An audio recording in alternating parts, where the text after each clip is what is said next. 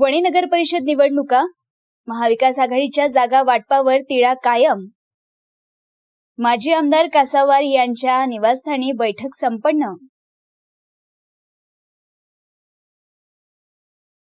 वणी नगर परिषदेसाठी येत्या 2 डिसेंबर रोजी सार्वत्रिक निवडणूक पार पडणार आहे. एकूण 14 प्रभागांसह नगराध्यक्षपद आणि 29 नगरसेवक पदांसाठी ही निवडणूक होणार आहे. यासाठी 10 नोव्हेंबर पासून नामांकन अर्ज दाखल करण्याची प्रक्रिया सुरू झाली असून उमेदवार आणि पक्ष कार्यकर्त्यांमध्ये चढाओढीचे वातावरण आहे.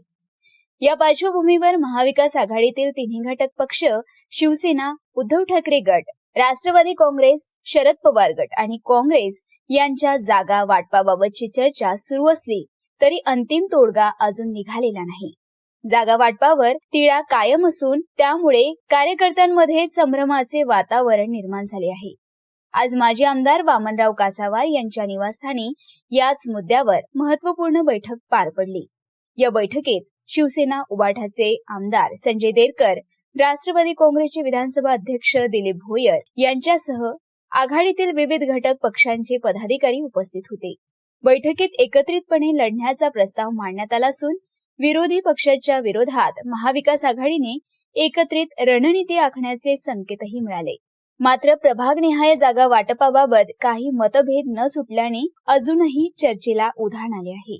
काही प्रभागांमध्ये तिन्ही पक्षांकडून इच्छुक उमेदवारांची संख्या जास्त असल्याने समीकरणे गुंतागुंतीची झाली आहे. दरम्यान शहरात आघाडीच्या अंतर्गत तिळ्यावर चर्चा सुरू आहे.